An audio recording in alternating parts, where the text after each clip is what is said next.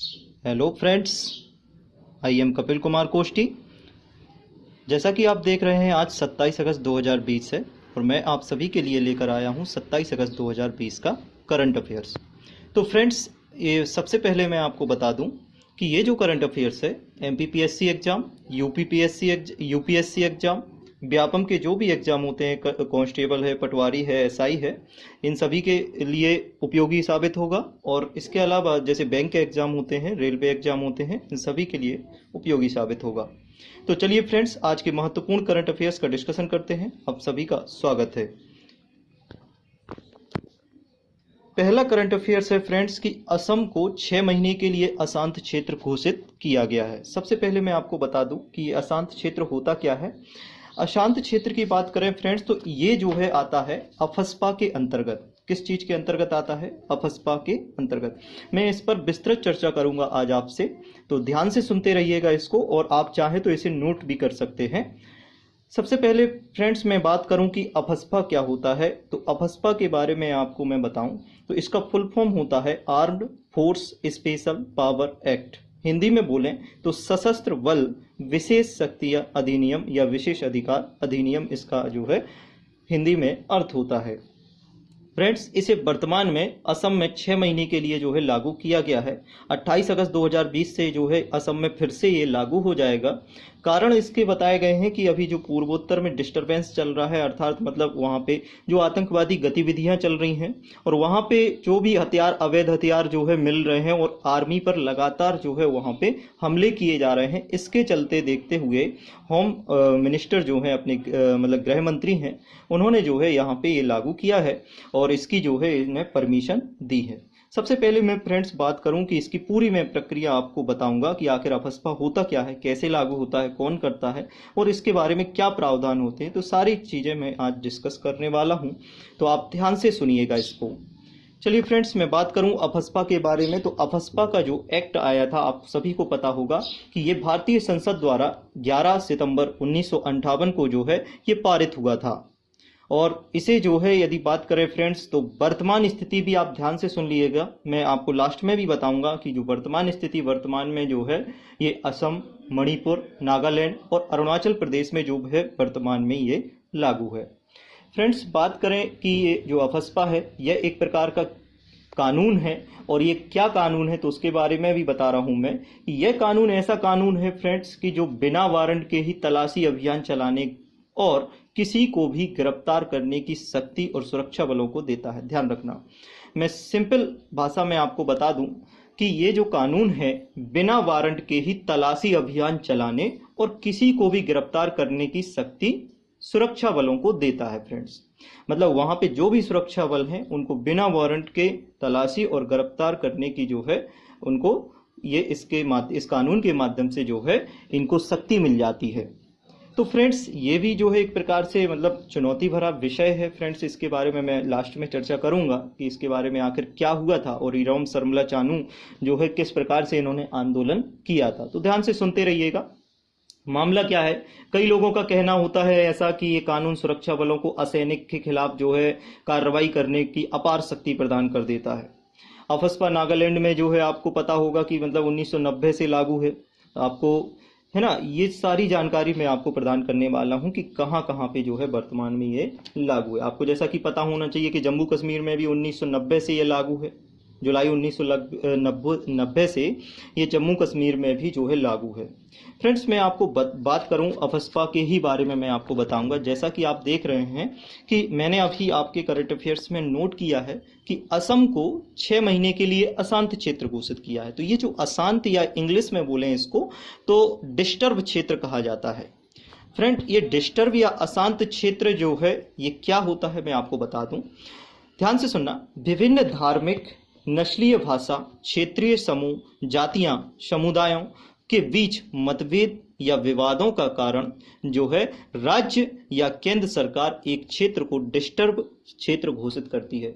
Easy language में सुन लीजिए कि विभिन्न धार्मिक जो विषय होते हैं उनमें कोई विवाद हो रहा है, नस्लीय भाषा विवाद हो रहा है या नस्लों का विवाद हो रहा है, भाषा विवाद हो रहा है, क्षेत्रीय असमानता के कारण यदि कोई मुद्दा उठ रहा है, विवाद हो रहा है, समूह जातियां यदि लड़ रहे हैं, वहां पे समुदाय में जो है गृह युद्ध जैसी स्थिति बनी हुई है, इनमें कुछ मतभेद चल रहे हैं, इन सभी विवादों के कारण ऐसे क्षेत्रों को डिस्टर्ब क्षेत्र घोषित किया जाता है। फ्रेंड्स, मैं आपको बता दूं कि अफस्पा की क्या विशेषताएं होती हैं, तो ध्यान से सुनना फ्रेंड्स कि राज्य या केंद्र सरकार, पहला पॉइंट है राज्य या केंद्र सरकार के पास किसी भी क्षेत्र को डिस्टर्ब घोषित करने का अधिकार होता है। ध्यान रखना, या तो राज्य के पास होता है और केंद्र सरकार दोनों के पास जो है ये अधिकार होता है कि किसी भी क्षेत्र को क्या कर सकते हैं, हम अशांत क्षेत्र या डिस्टर्ब क्षेत्र घोषित कर सकते हैं। फ्रेंड्स, होता यह है कि सेकंड पॉइंट इसमें है कि एक्ट की धारा 3 के तहत राज्य सरकार, एक्ट की धारा, ध्यान से सुनिएगा, एक्ट की धारा 3 के मतलब धारा 3 के तहत राज्य सरकार की राय का होना जरूरी है। मतलब जो राज्य सरकार या जिस भी राज्य के अंतर्गत मतलब ये लागू किया जाएगा या घोषित किया जाएगा, उस राज्य सरकार की अनुमति होना जो है जरूरी है। और इस राय के तहत जो है डिस्टर्ब है या नहीं है, इसके लिए अगर ऐसा नहीं है तो राज्यपाल या केंद्र सरकार इसे खारिज किया जा सकता है। मतलब यह है कि यदि आपको लगता है या राज्य सरकार को लगता है कि अब यहाँ पे कोई भी प्रकार की अशांति नहीं है या डिस्टर्ब क्षेत्र नहीं है, तो राज्य सरकार ऐसा विधेयक पारित करके अपने राज्य में जो है इसे हटवा सकती है, इसे खारिज कर सकती है, और इसके लिए राज्यपाल जिम्मेदार होंगे कार्रवाई के लिए। ध्यान रखना, विशेष न्यायालय अधिनियम आप सभी को पता है 1976 के अनुसार एक बार डिस्टर्ब क्षेत्र घोषित होने के बाद कम से कम 3 माह तक जो है वहां पर स्पेशल फोर्स तैनात रहती है। मान के चलो किसी एरिया में यदि अफस्पा को लागू किया गया है तो कम से कम अर्थात मिनिमम 3 माह के लिए उस क्षेत्र को में जो है स्पेशल फोर्स को तैनात किया जाता है। फ्रेंड्स, मैं बात करूं कि अफस्पा के तहत राज्य, तो मैंने अभी फिलहाल बता दिया है आप सभी को कि असम, मणिपुर, नागालैंड और अरुणाचल प्रदेश में वर्तमान में जो है कुछ क्षेत्रों में ये लागू है। क्या? अफस्पा। फ्रेंड्स, आपको इसी एक्ट से जुड़ा हुआ एक नाम बहुत चर्चित में है, उसको मैं तथ्यों के साथ आपके सामने रखूंगा और आपने बहुत अच्छे से इनके बारे में सुना भी होगा, जाना भी होगा और इस आंदोलन के बारे में भी इनका नाम सुना होगा। अब फ्रेंड्स, मैं बात करूंगा इरोम शर्मिला चानू। किसका? इरोम शर्मिला चानू। फ्रेंड्स, ये मणिपुर की महिला है जिसे मणिपुर में आयरन लेडी कहा जाता है। आप बहुत अच्छे से जानते होंगे और इनके बारे में आपने बहुत कुछ सुना रखा होगा। तो ध्यान से सुनिएगा फ्रेंड्स, ये सब आपके लिए बहुत जरूरी है। यदि आप एमपीपीएससी की तैयारी कर रहे हैं, यूपीएससी की तैयारी कर रहे हैं या तो कोई भी छोटे मोटे एग्जाम के लिए तैयारी कर रहे हैं, तो आपके लिए ऑप्शनल क्वेश्चनों के लिए भी जो है इस प्रकार की चीजें जरूरी है। तो आप ध्यान से सुनिएगा और नोट भी करते चलिएगा। इरोम शर्मिला चानू के बारे में मैं आपको बता रहा हूं। इन्हें मणिपुर ऑफ आयरन लेडी कहा जाता है या आयरन लेडी ऑफ मणिपुर कहा जाता है। फ्रेंड्स, इनके इसी एक जो कानून था, इसी कानून के खिलाफ इन्होंने 16 वर्षों तक जो है फ्रेंड्स उपवास किया था।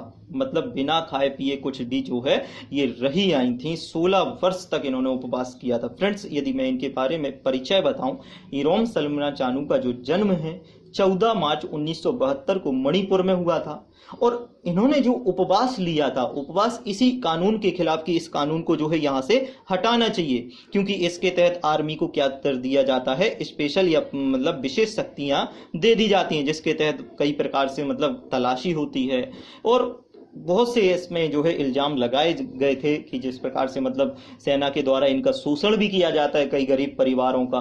तो इस प्रकार इन चीजों के खिलाफ इन्होंने जो है विरोध किया था और इन्होंने जो उपवास रखा था, तो फ्रेंड्स मैं आपको बता दे रहा हूं 4 नवंबर सन 2000 से इन्होंने भूख हड़ताल चालू की थी और 9 अगस्त 2016 को इन्होंने जो है उपवास तोड़ा था। ध्यान रखना, 4 नवंबर 2000 को इन्होंने भूख हड़ताल चालू की थी, 9 अगस्त 2016 को इन्होंने अपना जो है उपवास तोड़ा था। फ्रेंड्स, मैं बात करूं कि शर्मिला जो है अफस्पा के खिलाफ जस्ट पीस फाउंडेशन नामक एनजीओ से जुड़कर भूख हड़ताल करती थी। कौन सा फाउंडेशन है फ्रेंड्स? जस्ट पीस फाउंडेशन नामक एनजीओ से जुड़कर भूख हड़ताल करती रही थी। ये ध्यान रखना, ये इनका फाउंडेशन का नाम जरूर याद रखना। कभी आप लिखते हैं यदि मेंस का क्वेश्चन तो आप जरूर इस चीज को जरूर उसमें इंक्लूड कीजिएगा। सरकार ने शर्मिला को जो है आत्महत्या के प्रयास में गिरफ्तार भी कर लिया था। कई बार ये गिरफ्तार हुई हैं। नाक से लगी एक नली के द्वारा उन्हें खाना दिया जाता था फ्रेंड्स। इन्होंने बाद में जब इन्होंने उपवास तोड़ा था तो एक पार्टी बनाई थी जिसका नाम था प्रजा। आप सभी ने सुना होगा इनका नाम।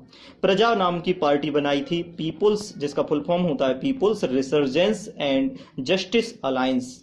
ये 2016 में ही इन्होंने पार्टी बनाई थी। जैसे ही उपवास तोड़ा था उसके बाद कुछ दिनों बाद इन्होंने पार्टी बनाई थी, परंतु मणिपुर में इनकी पार्टी के या सरकार वगैरह या कुछ भी सीट नहीं जीत सकी थी ये। तो ये तो रही फ्रेंड्स असम के बारे में बात। और असम के बारे में आपको मैं बता दूं कि असम की राजधानी है दिसपुर, और यहाँ के जो वर्तमान में मुख्यमंत्री हैं तो मुख्यमंत्री माननीय श्री सर्बानंद सोनोवाल जी हैं। और जो गवर्नर हैं वर्तमान में, तो आपने सुना होगा कि यहाँ के गवर्नर जो बने हैं अभी वर्तमान में श्री जगदीश चंद्र मुखी जो हैं यहाँ के गवर्नर हैं।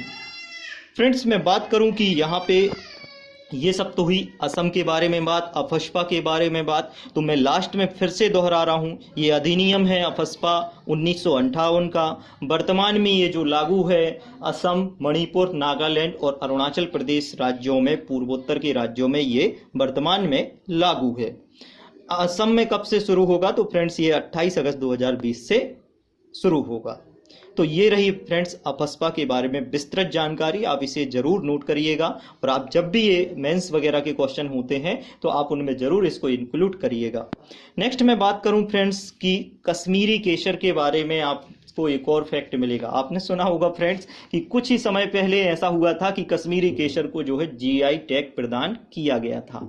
मैं विस्तृत आपको इसके बारे में जानकारी देने वाला हूं, तो ध्यान से सुनते रहिएगा और नोट करते रहिएगा यदि आपको लगे ये जानकारी अच्छी तो। फ्रेंड्स मैं आपको बता दूं कि ई नीलामी पोर्टल शुरू किया गया है। फ्रेंड्स पोर्टल का नाम सुनिएगा, ई नीलामी पोर्टल शुरू किया गया है। और वो भी किस चीज के लिए शुरू किया गया है? तो फ्रेंड्स ये कश्मीरी केसर के उत्पादन के लिए और इसको बेचने के लिए शुरू किया गया है, जिसका नाम है ई नीलामी पोर्टल। तो ध्यान रखिएगा, कश्मीरी केसर हेतु शुरू किया गया है। इसका उद्देश्य है खरीदारों को गुणवत्तापूर्ण कश्मीरी केसर की पहुंच सुनिश्चित करना है। तो ये भी आप ध्यान रखिएगा। मैं बात करूं फ्रेंड्स कश्मीरी केसर के बारे में, बहुत इंपॉर्टेंट जानकारी आपको देने वाला हूं, तो आप इसको भी आप नोट करिएगा फ्रेंड्स। बहुत इंपॉर्टेंट चीजें होने वाली हैं फ्रेंड्स। आपको मैं क्वेश्चन भी बताऊंगा कि किस प्रकार के क्वेश्चन आ चुके हैं, तो ध्यान से सुनते रहिएगा और आपके एग्जामों में बिल्कुल इससे क्वेश्चन आने वाले हैं। फ्रेंड्स मैं कश्मीरी केसर के बारे में आपको सबसे पहले बताऊं तो इसको संस्कृत में बहुकम कहते हैं। क्या कहते हैं? संस्कृत में इसको बहुकम कहते हैं। यदि इसका उपयोग देखें तो फ्रेंड्स औषधि निर्माण में होता है, सुगंधित मसाले जो भी होते हैं उनके निर्माण में कार्य होता है, उनमें मिलाई जाती है। सौंदर्य प्रसाधन वाले जो है उपकरण जितने भी बनाए जाते हैं, ऐसे चीजें जो सौंदर्य प्रसाधन के काम आती हैं, तो उनमें भी इसका उपयोग किया जाता है। फ्रेंड्स इसका रंग आपने देखा होगा, कश्मीरी केसर का रंग काला होता है, स्वाद कुछ कड़वा होता है, ध्यान रखना। कृषि के बारे में यदि बात करें फ्रेंड्स तो यहाँ कहाँ पे कश्मीरी केसर उगाई जाती है? तो ये पुलवामा है, जम्मू कश्मीर के ही ये जिले हैं। पुलवामा है, बड़गाम है, किश्तवाड़ है और श्रीनगर है। इन क्षेत्रों में जो है ये इसको उत्पादन किया जाता है, उगाया जाता है। फ्रेंड्स मैं बात करूं कि विश्व में एकमात्र ऐसा स्थल है, ध्यान रखना, विश्व में एकमात्र ऐसा स्थल है जहां इतनी ऊंचाई पर केसर की खेती की जाती है। फ्रेंड्स खास बात यह है कि फ्रेंड्स अभी एमपीपीएससी का एक क्वेश्चन आया था, आपको पता होगा एमपीपीएससी 2019 जो प्री हुआ था उसमें एक क्वेश्चन आया था यहाँ पे कि करेवा मिट्टी वाला क्वेश्चन आया था। आप सभी ने सुना होगा करेवा मिट्टी। तो ये करेवा मिट्टी जो है फ्रेंड्स उसी के लिए प्रसिद्ध है। कश्मीरी केसर जो है एक प्रकार की मतलब विशेष प्रकार की मिट्टी में उगाई जाती है जिसका नाम है करेवा मिट्टी, और वो केवल श्रीनगर मतलब जम्मू कश्मीर से जो भी ये जिले हैं इनमें जो है विशेष प्रकार की एक प्रकार की मिट्टी मिलती है जिसको हम कहते हैं करेवा मिट्टी। और ये करेवा मिट्टी जो है कश्मीरी केसर के उत्पादन के लिए प्रसिद्ध है। तो इसको भी आप विशेष ध्यान रखना फ्रेंड्स। ये क्वेश्चन था अभी एमपीपीएससी 2019 का प्री का क्वेश्चन था, करेवा मिट्टी से जो क्वेश्चन आया था। तो आप सभी ने जरूर इसको ध्यान दिया होगा और सही किया होगा। फ्रेंड्स मैं बात करूं कि कश्मीर घाटी में करेवा मिट्टी के बारे में मैं बता रहा हूं। कश्मीर घाटी में पाए जाने वाली इस प्रकार की मतलब एक प्रकार से झील में पाए जाने वाला निक्षेप है ये करेवा मिट्टी, झीलों में पाई जाती है। इनमें हिमानी के जो है मोटे निक्षेप या हिमोड़ पाए जाते हैं, मतलब इसमें कुछ बर्फ वगैरह मिली होती है, हिमानी पाई जाती है, एक प्रकार से छोटी छोटी हिमानी होती हैं वो पाई जाती हैं। फ्रेंड्स मैं बात करूं कि ये जम्मू कश्मीर में पीर पंजाल श्रेणी जो है आपकी, तो पीर पंजाल श्रेणी में जो है उसकी ढलानों में पाई जाती है। कौन सी मिट्टी फ्रेंड्स? करेवा मिट्टी। और यहीं पर इसका कश्मीरी केसर का उत्पादन किया जाता है। फ्रेंड्स मैं बात करूं कि केसर, ये जो कश्मीरी केसर है फ्रेंड्स, कश्मीरी केसर की यहाँ पे 3 प्रकार उगाए जाते हैं और 3 प्रकार की कश्मीरी केसर यहाँ पे उगाई जाती है। ध्यान रखना, पहला होता है इसका जो है लच्छा केसर, दूसरा है मोगरा केसर, तीसरा है गुच्छी केसर। फिर से सुन लीजिएगा फ्रेंड्स, केसर के 3 प्रकार होते हैं यहाँ पे, लच्छा केसर, मोगरा केसर, गुच्छी केसर। ये 3 प्रकार के केसरों का उत्पादन किया जाता है। फ्रेंड्स आर्थिक रूप से महत्व देखें तो ये बहुत महंगा उत्पाद है और यहाँ के जो किसान हैं इसको बेचकर जो है अपनी जीवन यापन या अपनी जीविका जो है चलाते हैं। फ्रेंड्स केसर उत्पादन की बात करें तो विश्व में केसर उत्पादन में जो प्रथम है वो ईरान है। कौन है? ईरान देश जो है विश्व में प्रथम उत्पादन में है, केसर के उत्पादन में। फ्रेंड्स मैं बात करूं फ्रेंड्स कश्मीर के यदि अन्य जीआई टैग, क्योंकि कश्मीरी केसर को तो जीआई टैग मिल ही चुका है, तो इसके अन्य भी जो जीआई टैग हैं फ्रेंड्स, कश्मीरी पश्मीना जो यहाँ पे भेड़ की किस्म है, कानी सॉल है और कश्मीरी सोजनी है। इस प्रकार के अन्य भी जो है यहाँ पे जीआई टैग प्राप्त उत्पाद हैं। फ्रेंड्स ये सभी जानकारी आप सभी मैंने आपको प्रदान की कश्मीरी केसर के बारे में, तो आप जरूर इसे नोट कर लीजिएगा और इसको अच्छे से याद कर लीजिएगा ताकि आप अपने आने वाले एग्जामों में जो भी इससे संबंधित क्वेश्चन आते हैं उसको आप जरूर इसको जो है सही से हल कर सको उन प्रश्नों को और अपने जो है अच्छे नंबर ला सको। नेक्स्ट फ्रेंड्स आज का करंट अफेयर्स जो आपके लिए है फ्रेंड्स, WHO ने अफ्रीका को पोलियो मुक्त घोषित किया है। फ्रेंड्स ये बहुत बड़ी बात है, आपको पता होना चाहिए कि भारत में, अच्छा मैं आपको एक बात करूं कि पल्स पोलियो अभियान कब हुआ था, इस प्रकार के आपने नाम सुने होंगे पल्स पोलियो। और अभी अमिताभ बच्चन को भी आपने कई बार देखा होगा कि उसकी ऐड देते हैं वो 2 बूंद जिंदगी की हवा, है ना, तो ये टैगलाइन थी उसकी। तो आपने पल्स पोलियो अभियान के बारे में भी सुना होगा कि 28 अक्टूबर 1995 को, जैसा कि आपको पता होगा कि भारत में जो है पल्स पोलियो अभियान जो है चालू किया गया था। फ्रेंड्स मैं आपको बता दूं कि WHO ने किसको घोषित किया है? अफ्रीका को पोलियो मुक्त घोषित किया है। आपके मन में क्वेश्चन आ रहा होगा कि सर आप अफ्रीका का बता रहे हैं, भारत में भी तो पोलियो मुक्त घोषित हुआ था, क्या भारत हो चुका है? तो मैं आपको बता दूं कि फ्रेंड्स भारत भी पोलियो मुक्त घोषित हो चुका है और WHO ने इसे 2014, ध्यान रखना सन 2014 में भारत को पोलियो मुक्त घोषित कर दिया था। किसने? WHO ने, वर्ल्ड हेल्थ ऑर्गेनाइजेशन या विश्व स्वास्थ्य संगठन ने इसे जो है 2014 में पोलियो मुक्त घोषित किया था। किसको? भारत को। और अभी वर्तमान में किसको किया है? तो पूरे अफ्रीका को जो है इन्होंने पोलियो मुक्त घोषित किया है। तो ये बहुत बड़ी बात है फ्रेंड्स। कैसे मुक्त होते हैं तो वो भी मैं बता दूं, यदि पिछले 4 साल में कोई भी प्रकार का इस संबंधित बीमारी, यह जो बीमारी है पोलियो, इससे संबंधित कोई भी मामला यदि रजिस्टर्ड नहीं किया जाता है तो उस देश को पोलियो मुक्त घोषित किया जाता है। वो भी किसके द्वारा? WHO द्वारा। WHO से एक विशेष प्रकार की टीम आती है जो यहाँ पे सर्च करती है, यहाँ के डेटाओं को खंगालती है और यहाँ के स्थानीय जनताओं से जो है इस प्रकार से आंकड़े लेती है और फिर जाके जो है WHO को रिपोर्ट करती है। तब जाके वहाँ के जो जनरल हैं, मान के चलो अभी वर्तमान में जो टेड्रोस अधनॉम घेब्रेयेसस हैं, उनके द्वारा जो है इस पर साइन किया जाता है, तब जाके किसी देश को पोलियो मुक्त या किसी भी बीमारी से मुक्त घोषित किया जाता है। तो ध्यान रखिएगा फ्रेंड्स, ये पूरी जानकारी थी पोलियो के बारे में। अच्छा मैं पोलियो के बारे में विशेष चर्चा करना चाहता हूं फ्रेंड्स। एक प्रकार का ये वायरस से फैलने वाली बीमारी है, बीमारी तो नहीं कह सकते, ये लक्षण है फ्रेंड्स। एक प्रकार से जो मिक्सो वायरस मतलब कई प्रकार के वायरसों से जो है फैलती है और इसका टीका आपको पता होगा कि अल्बर्ट सॉबिन आपने नाम सुना होगा, जोनस सॉल्क आपने नाम सुना होगा। 1952 और 1962 में क्रमशः इन्होंने जो है इसका टीका बना लिया था फ्रेंड्स। और भारत में यदि बात करें फ्रेंड्स तो आप सभी ने होगा कि टीकाकरण के लिए जो आपको 2 बूंद जिंदगी की हवा 2 बूंद दवाई पिलाई जाती थी पोलियो पल्स पोलियो अभियान के तहत, वो इसी से संबंधित है फ्रेंड्स। भारत में भी जो है 1988 में कई प्रकार के मामले पोलियो से संबंधित मिले थे और इसी को चलते हुए तत्कालीन सरकार अर्थात 1995 की मैं बात कर रहा हूं, 1995 में 28 अक्टूबर की डेट है, पल्स पोलियो अभियान की भारत में शुरुआत की गई थी। और आज भारत में यदि देखा जाए तो उसी कार्यक्रम का सबसे बड़ा योगदान रहा है भारत से पोलियो मुक्त या पोलियो को भगाने में। ध्यान रखना फ्रेंड्स, 2014 में भारत को पोलियो मुक्त घोषित कर दिया गया है। और किसके द्वारा? WHO के द्वारा। मैं WHO के बारे में मैं आपको कुछ बता दूं फ्रेंड्स, जानकारी, बेसिक जानकारी है, आपको कई बार इसके बारे में पता भी होगा या नहीं भी पता है तो मैं आपको बता दे रहा हूं। WHO की स्थापना फ्रेंड्स होती है 7 अप्रैल 1948 को। कब होती है? 7 अप्रैल 1948 को WHO की स्थापना होती है। इसका हेडक्वार्टर की बात करूं फ्रेंड्स तो इसका हेडक्वार्टर है जिनेवा शहर, स्विट्जरलैंड देश। कहां पर? जिनेवा शहर है स्विट्जरलैंड का, वहां पे जो है इसका हेडक्वार्टर है फ्रेंड्स। यदि देखे जाए तो इसका वर्तमान जो इसके अध्यक्ष हैं तो टेड्रोस अधनाम गेब्रेयेसस हैं, और इसकी उप महानिदेशक, ये बहुत बड़ी बात है फ्रेंड्स, आप सभी के भारतीय हैं इसकी उप महानिदेशक, एक भारतीय महिला है जिसका नाम है सौम्या स्वामीनाथन। क्या नाम है फ्रेंड्स? सौम्या स्वामीनाथन।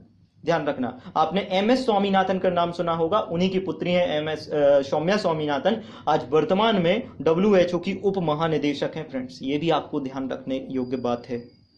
तो चलिए फ्रेंड्स, ये तो थी WHO से संबंधित जानकारी, और अफ्रीका को जो है पोलियो मुक्त घोषित कर दिया गया है, तो ये भी आप ध्यान रखना।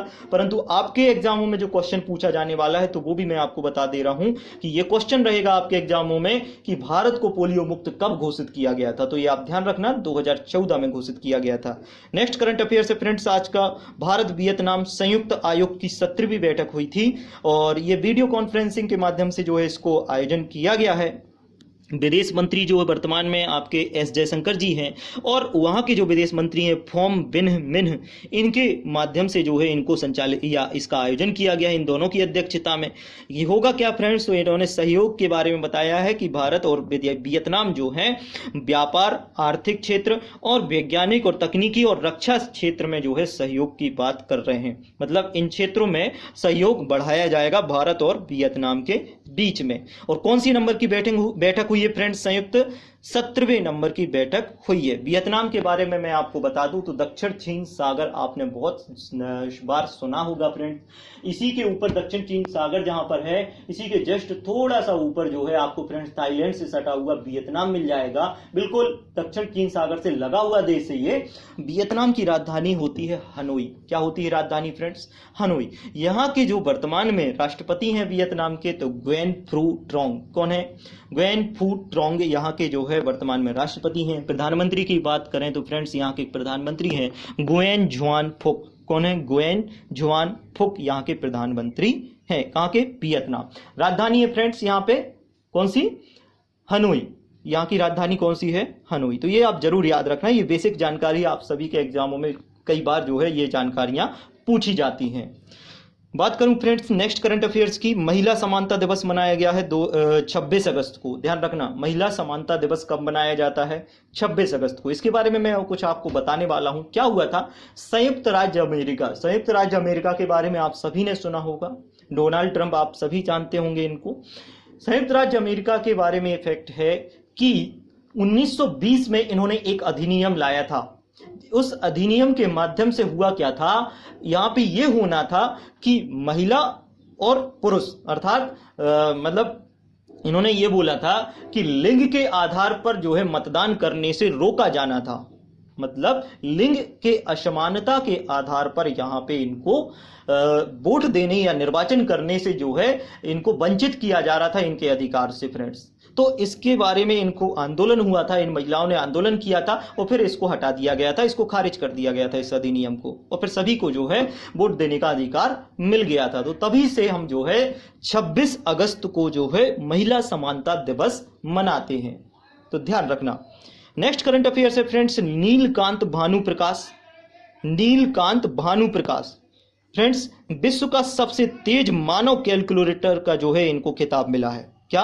विश्व का सबसे तेज मानव कैलकुलेटर का जो है खिताब इनको प्राप्त हुआ है। और ये कहाँ के हैं फ्रेंड्स? हैदराबाद के जो है ये हैं। 21 वर्ष के हैं फ्रेंड्स वर्तमान में। इनको जो है विश्व का सबसे तेज मानव कैलकुलेटर का खिताब मिला है। तो ये था फ्रेंड्स आज का करंट अफेयर्स, 27 अगस्त 2020 का महत्वपूर्ण करंट अफेयर्स था फ्रेंड्स। यदि आप सभी के लिए वीडियो पसंद आया हो और नॉलेजेबल जानकारी लगी हो तो आप इसे जरूर लाइक करिएगा, शेयर करिएगा, और यदि फ्रेंड्स आप चाहें तो इसे चैनल को सब्सक्राइब करते हैं कर सकते हैं, और ये इस बेल आइकन को भी क्लिक कर सकते हैं ताकि आपको आने वाले वीडियो के नोटिफिकेशन मिल सकें। तो चलिए फ्रेंड्स, आप सभी का बहुत बहुत धन्यवाद। इस करंट अफेयर्स को आप जरूर जो है नोट कर लीजिएगा, याद करिएगा, ताकि आप अपने आने वाले एग्जामों में के क्वेश्चन जो हैं उनको सही प्रकार से हल कर सकें। तो चलिए फ्रेंड्स, आप सभी का बहुत बहुत धन्यवाद। Thank you very much for discussion. जय हिंद।